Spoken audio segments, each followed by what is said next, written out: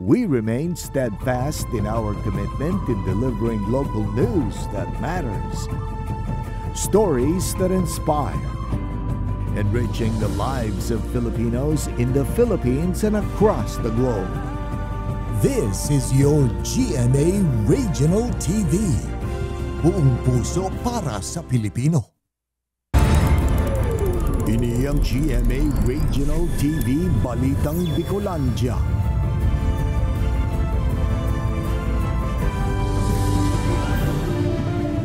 Diyos marhay na hapon mga kapuso, uni na ang Balitang Bicolandia.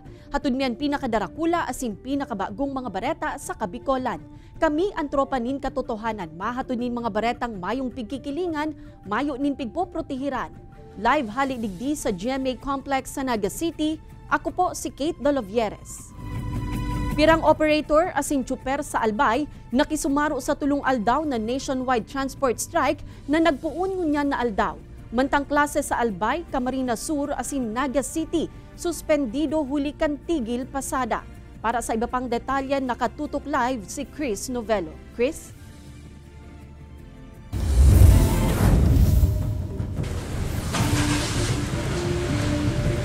Kate, may mga nakisumaro, may mga daiman ng iba ng mga operator asin jeepney driver sa Bicol sa pagpupuon kan tulong aldaw na nationwide transport strike ngunya na aldaw.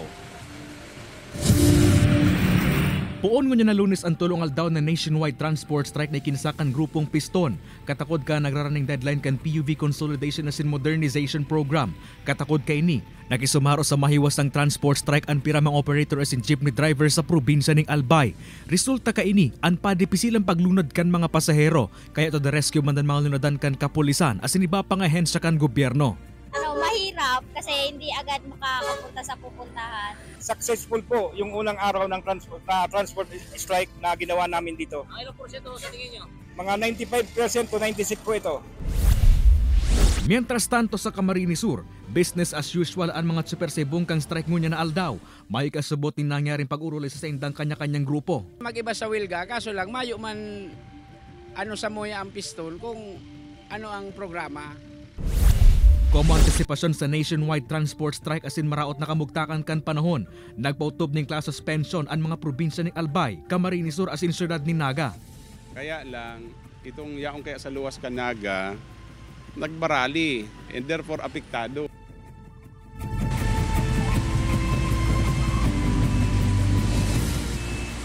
Kate, agrangay man kan mga jeepney driver lalo na digdi sa Naga City asin Camarines Sur an matumal subuot na pasahero. Uli man yan kan wala tuo mga class suspension. Mientras tanto pangapodan man Kate kan mga ini sa gobyerno na irekonsiderar asin pag-isipan ang planong PUV Modernization Program. Kate? Jos Mabalos, Chris. LGU Buhi liwat na nakarehistro nin banlig o fish kill sa Lake Buhi makalis ang haros sarong taon. Uyan report ni Jessica Kalinog. Mauran, makusugman ang hukol sa Danau. Alagad ang mga residente asin dayo sa banwaanin Buhi, Camarines Sur. Yaon sa may pangpangkan Buhi Lake nakaabang. Piga-antisiparan ang kada baroto na nagbabalik gikan sa tahaw sa kayan dagmang mga tilapia.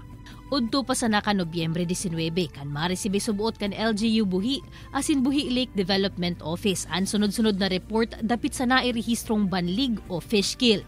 Pagka makusugang uran, sakul na maray ang rainwater, malipot yan na maray naggaan yan, bababa. Nakukuha niya itong space doon sa Iraro, itong mainit na tubig sa Iraro, which is sa baba ang dissolved oxygen, ikitaas ito, napapalitan ka itong cold water na hali sa uran. Sa inisyal na datos kan Buhi Lake Development Office, 43 na fish cage operators gikan sa tulong barangay kan Banwaan ang naapektaran kan banlig. Maabot man sa haros 3 million pesos ang danyos na ipigwalat kaini. Nga mayo naman kayo tagaradan na so iba.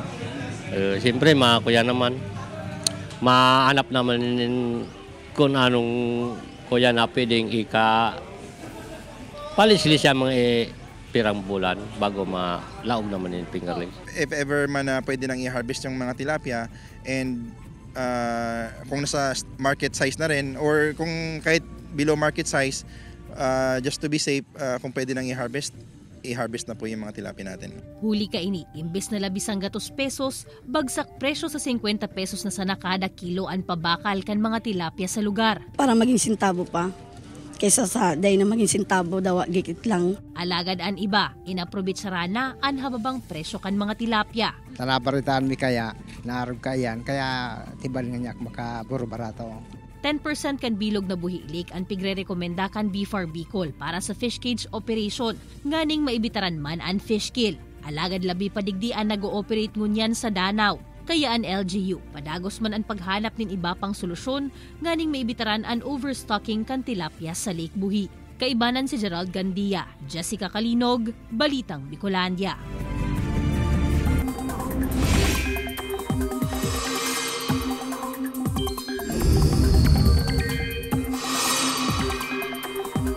Mga kapuso, mayo nang nagdadanay na low-pressure area sa Laugkan Philippine Area of Responsibility.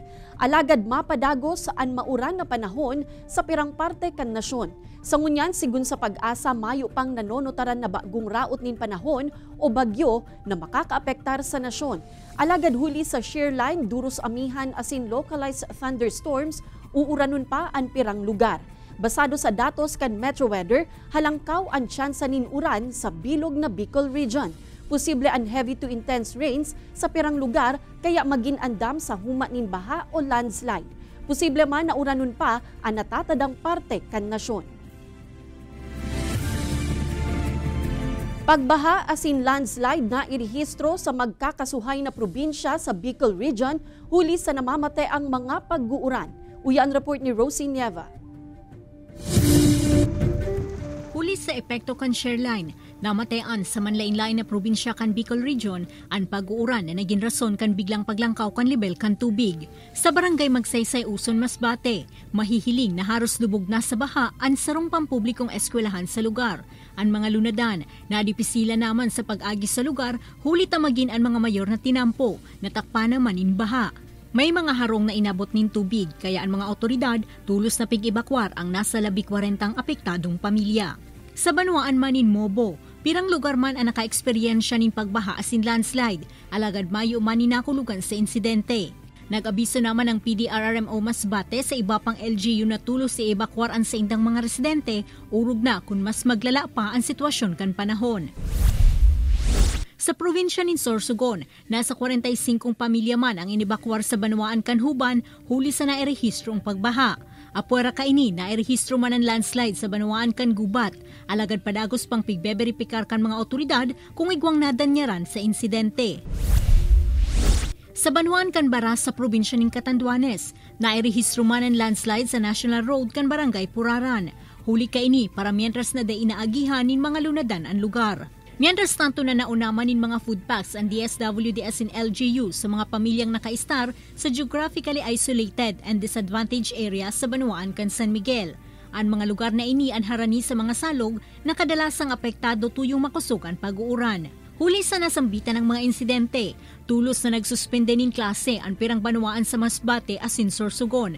Obheto kaini na maisalbar sa anuman na aksidenteng darakan raot kang panahon ang mga estudyante.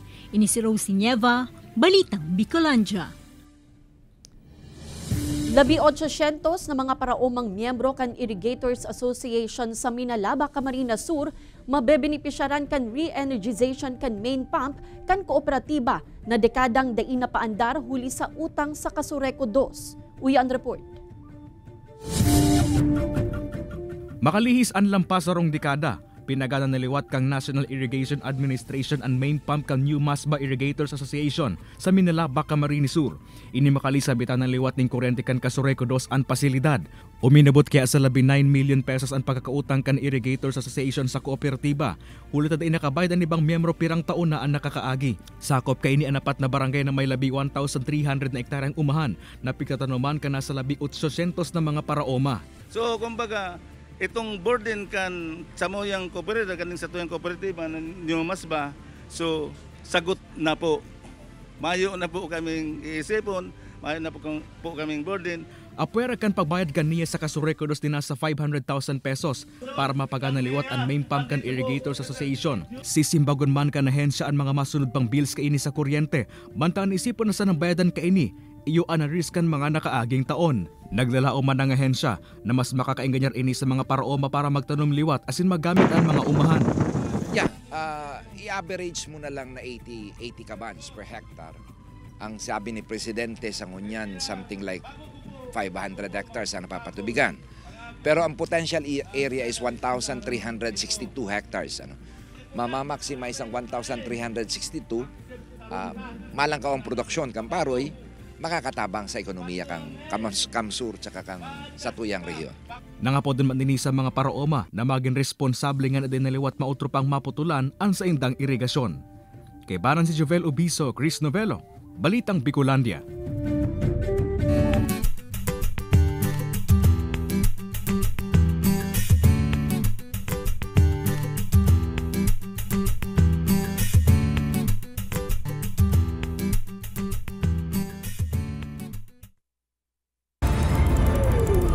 Ang GMA Regional TV Balitang Bicolandia.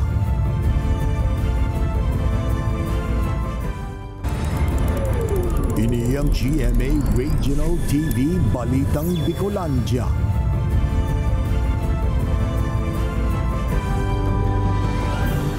Panibagong oil price rollback ang ipapautob kan mga oil company puun sa aga Nobyembre 21.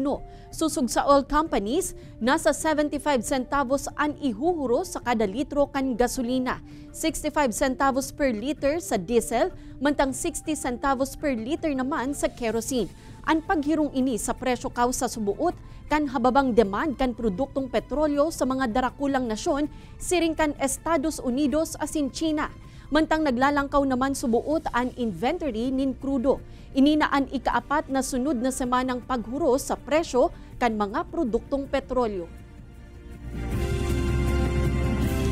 Makalihis sa antulong magkakasunod na bulan na hababang singil sa kuryente, November power rates kan Kasureco 2 naglangkaw ni nasa 3 pesos. Paglangkaw pa kan taripa sa kuryente sa mga masunod na bulan, lauman. Uya ang report ni Chris Novelo. Pagkatapos kan undas, nagpo naman na maglaag din mga nagkikinang na mga Christmas decor si Emily kang Naga City. Inaabot subutin haros 12 oras na nakabukas ang sa makukulor na dekorasyon tuyong banggi. Alagad kan mabaritaan ni Emily na may mangyayaring paglangkaw sa singil sa kurente ngunya na Nobyembre ang Kasureco 2. Di kay ni Mali kayang mag-agrangay. Siguro babawasan na lang namin ang pag-on. At saka hindi naman namin pinapatagal siya. Siyempre pag hindi ginagamit, kay puhan saraduhan ang mga ilaw. Naglangkaw kaya ni nasa 3 pesos ang singil sa kuryente ngunya na Nobyembre kang nasambitan ng kooperatiba. Nasa 9 pesos and 99 centavos per kilowatt hour na ang taripa sa residential consumers, 9 pesos and 11 centavos per kilowatt hour naman sa mga low voltage, as in 8 pesos and 24 centavos per kilowatt hour sa high voltage consumers. Ngunyan kaya nga bulan na November, actually kang last month si basis ta kaini, halangkaw naman po naglangkaw na po kadikit si presyo sa wholesale electricity spot market. Nasaro po yan sa pigkukuan ng taning kuryente. Sinabayan pa subot inikan pagtapos na kan implementasyon kan kasugan kan ERC na over and under recoveries. Amay man abiso kan kooperatiba sa mga konsumidor na posibleng magtinir ang sirin na power rate hasta sa bulan ng Disyembre kung kaya mas mariman giraray na magtipid sa paggamit ng kuryente. Kay banan si Jovel Ubiso, Chris Novelo, Balitang Bicolandia. Mayo na nin buhay kan madukayan ang sarong lalaki sa pigigibong showroom kan sarong motor dealer sa barangay San Pedro Viga, Catanduanes. Sa investigasyon kan kapulisan, nagsisirbing checker ang biktima sa nasambitan ng construction site. Narisa na sa nasubuot kan mga kaibanan kaini sa trabaho na diina ini nagmamata kaya tulos man na ipinaaram sa mga otoridad. Tulos man na idinalagan sa ospital ang biktima, alagad diina na isalbar ang buhay kaini. Pigtutubudang inatake ini sa puso, alagad mapadagos man giraray ang investigasyon kan mga otoridad. Base sa aming sinagawang investigasyon, wala naman kami nakitang senyalis si Ray ng may nangyaring krimen sa lugar. Sarong enkwentro sa pagultanan kan puwersa kan gobyerno asin pigtutubudang armadong grupo ang liwat na nairehistro sa Bicol Region. Nangyari ini sa barangay Kaguskos, Libon, Albay, kung sa 5 minuto man ang na nagkaigwanin riribayanin putok nin badil ang duwang lado. Mayo man ni nakulugan sa puwersa kan gobyerno, mantang pigaaram pa sa ibong nalado. Na-recover sa pinangyarihan ang nagkapirang mga badil, grenade launcher, mga bala asin iba pang gamit. Nagpasiring ang tropa kan 49th Infantry Battalion sa lugar, tangani kuta ng kumpirmaron ang report dapit sa presensya kan 5 armadong grupo. Sa ngunya nagpapadagos pa ang hot pursuit operations kan mga otoridad, tanganing masusog ang nakaenkwentrong grupo. Mga paratukdo, buwis buhay subuot ang mga pigaagihan antes makaabot sa saindang eskwelahan sa sarong lugar sa Labo, Camarines Norte. Ang saindang istorya aramon sa report na ini. Haros buwis buhay ang paglaog sa eskwelahan asin pagpulikan mga paratukdo sa Dumagmag Integrated School na saro sa mga geographically isolated barangays kan Banwaanin, Labo, Camarines Norte. Storya kang paratukdo na si Christian Carlo Nolis. Tuyong nag-uuran, no choice sinda kundi maglunad sa baroto asin mabalyo sa sarong spillway sa barangay Exiban. Dai pa kaya natatapos ang tulay sa peligrosong salog na ini. Pagkatapos makabalyo sa salog, halabang biyahe pa kan habal-habal ang kaipuhan antes maabot ang saindang pigtutukdo ang eskwelahan sa barangay Dumagmang. Aminado man si Teacher Christian na pirang beses na siyang naaksidente sa delikadong tinampo alagad sa laog nin 2 taon na pagtutukdo. Pigpipili nindang labanan ang paghandal basta matukdoan ang saindang mga estudyante. Kaya sana sa darating na panahon kung mapabilis yung gawa ng kalsada para maging national highway, sana mapabilis para makaabot sa amin yung tulong. Sa partiman kan 1st District Engineering Office, national road na ang tinampong ini na nagkukonekta sa probinsya kan Quezon. Sa presente, nasa irarom naman ini kang proyektong bypass road kan 2 probinsya. Ang lokasyon asin pabago-bagong panahon ang saro sa pigtutukdong rason kung taano ta nahahaluyan ang patrabahong ini. Doon sa project ng region, baka meron silang mga mga affected residents na concerned nila yun. At wag naman nilang basta lang baliwalain. At may proseso naman ang ginagawa ang aming opisina with regards to those presence ng ating mga residents. Sa ngunyan ta ipamasabi kan DPWH kung nuarin ini matatapos, alagad pigsyeto kain hinain kaso ma-realisar na, mas mapapadali na ang buhay kan mga residente sa lugar, kabali na ang nasambitan ng mga paratukdo. Ini si Rosie Nieva, Balitang Bicolandia.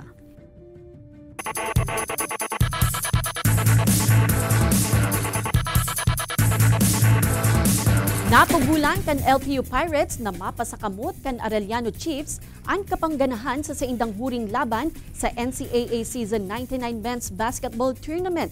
Ini makalis makua kan LPU Pirates ang twice-to-beat standing sa score na 98-86. Nakuaman kan Binil Blazers ang 3rd spot sa standings, makalihis ang saindang kapangganahan kontra sa Latran Knights sa score na 72-54. Sa ngunyan, ang Mapua Cardinals Mangiraray ang nangingenot sa team standings na igwang 14 gana asin 3 daog.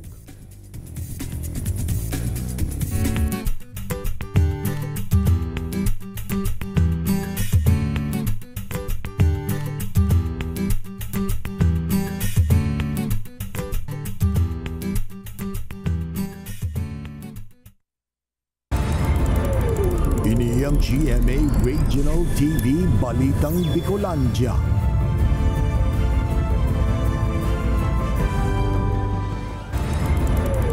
Ini ang GMA Regional TV Balitang Bicolandia.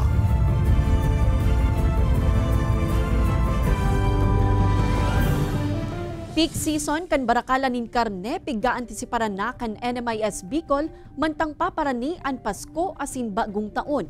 Pirang tips sa pagpili kan dekalidad na karne aramon sa report ni Jessica Kalinog. Mantang paparani na ang Kapaskuhan, pigga-antisipara naman kan National Meat Inspection Services o NMIS Bicol ang mas dakol na parabakal nin karneng urig, manok, baka asin iba pa.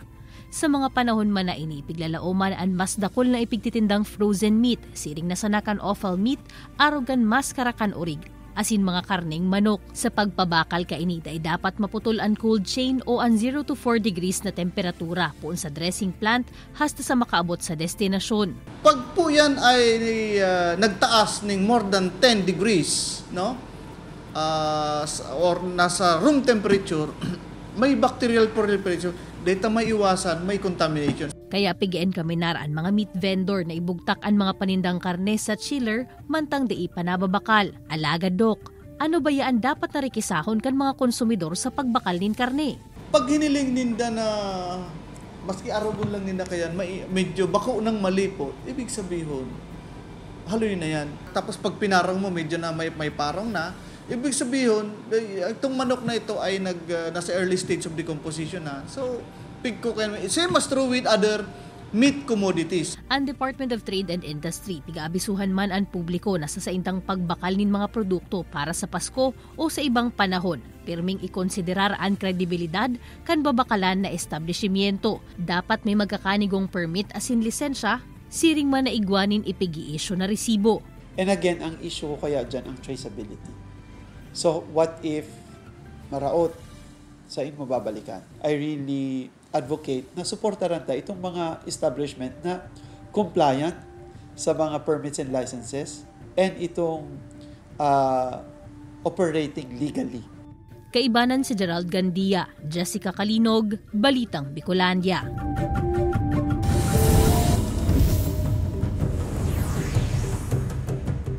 Ashfall gikan sa Bulkang Mayon na itala kasubagong aga sa banwaan nin Ginubatan, Albay.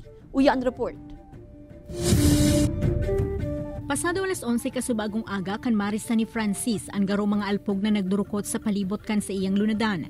Aban-aban pa, magkakasunod ng nagpost sa social media ang mga residente kan banwaan nin Ginubatan, Albay sa subuot na eksperyensya nindang ashfall. Tulos man na nakipag-koordinar ang MDRRMO Ginubatan sa gabos na BDRRMC nganing maging alerto sa gabos na oras. Maski mag-increase po so activity nung mayon, medyo ano pa naman po yung Ginubatan. Ang instruction sa mo, makakapa-evacuate kami pag nag-alert level 5. Kinumpirma man kan FIBOC sa nangyaring ashing event sa Bulkan Mayon. Dahil subot ini naging visible huli sa raot kan panahon, alagad na monitor man giraray ninda ini sa saindang mga piyagamit na instrumento. Mula August, medyo bumababa na. Although, kung ikukumpara kahapon, dumami ulit. Para mga lang yata kahapon, mga 50, 60 lang yung nagpol. Today, nasa halos mga 97. Huli ka iniliwat na inalerto kan FIBOC sa mga residente urug na anharani sa pamitisan kan bulkan na maging alerto huli sa mga nairerehistrong pagbabaagos sa bulkan na nasa alert level 3 pa man giraray hasta sa ngunyan. Ini si Rosie Nieva, Balitang Bicolandia. Poon pa ka Nobyembre 15 naging operational na ang Small Town Lottery o STL sa Naga City.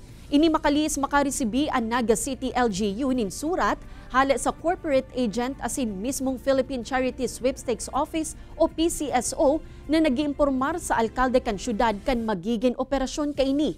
Nakapalaman sa surat ang certification gikan sa PCSO na tinugutang makapag-operate nin sugal sa laug kan syudad.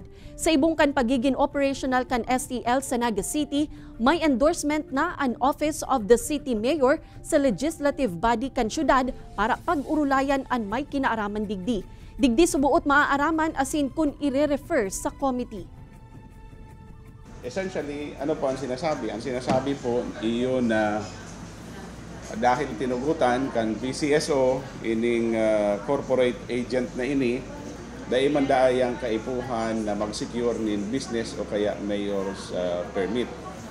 Dahil tinugutan na kan PCSO. Nasa 30 barangay gikan sa apat na banwaan kan Catanduanes ang pigtawan pagbisto kan provincial government como compliance sa Zero Open Defecation Level 1. Ang nasambitan ng programa ang pinunan sa mga banwaan kan Virac, San Andres, Baras, asin Bato na labing nadanyaran kan Super Typhoon Rolly. Sa datos kan Provincial Health Office, ang nasambitan ng mga barangay ang igwan nin haros 90% compliance sa WASH program kan gobyerno. Igwan naman ang mga lugar na ininin access sa sanitary toilet, proper septic tanks, mayong insidente nin waterborne diseases, mantang natukduan naman ang mga tao sa proper hygiene. Igwaman nin na-receiving cash incentives asin plaque ang mga barangay. Sa ngunyan target kan programa na maimplementar ini sa natatadang 285 na barangay sa probinsya.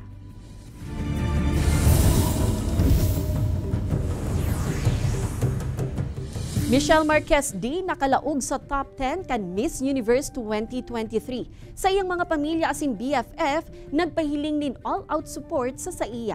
Uyan report ni Don Jimenez. Kasabay ka naging laban ni Michelle Marquez D sa Miss Universe 2023, naging all-out sa pagsuporta kay MMD and fans sa El Salvador. Number 1 supporter niya nina na si Miss International 1979 Melanie Marquez. Nagkaigwamanin man iba ibang watch party para kay Michelle. Siring kan sa iyang BFFs na si Darian Ramos at si Max Collins na proud sa iyang naging performance. Magin ang mga Pinay Miss Universe na si Catrio Negre asin Pia Wurtzbach nagpaabot man in love and support. Nakalaog si Michelle Marquez D sa top 10 kan Miss Universe 2023. Nakuha niya pa ang mga Honorary Spirit of Carnival Award asin Voice for Change category para sa iyang advocacy. Alagad sa huri ang pambato ka Nicaragua na si Shanice Palacios ang nakapulikan korona como primerong Miss Universe kan sa indang nasyon. Ipinasirip na ang first teaser video kan upcoming series na Encantadia Chronicles Sangre. Naging emosyonal ang cast urog na sina Bianca Umali, Faith Da Silva, Angel Guardian na sin Kelvin Miranda. Sigun sa inda urog sindang naging excited na punan ang taping kan serye kan madalan ang first teaser.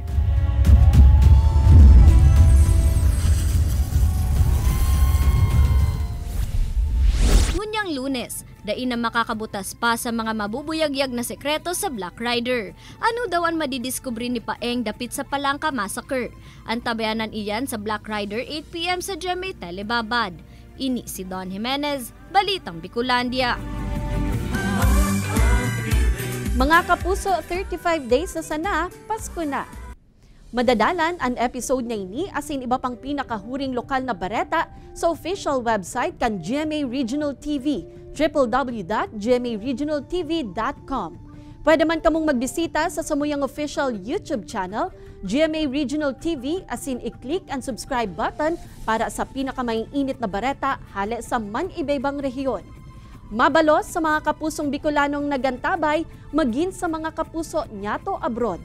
Ninhulita sa GMA Regional TV, Local News Matters. Asin yan, ang pinakadakula asin mainit na bareta sa Kabikolan. Ako si Kate Dalovieres, kami ang GMA Regional TV Balitang Bicolandia, bilog na puwersa para sa mas dakulang misyon asin mas mahiwas na pagserbi sa nasyon.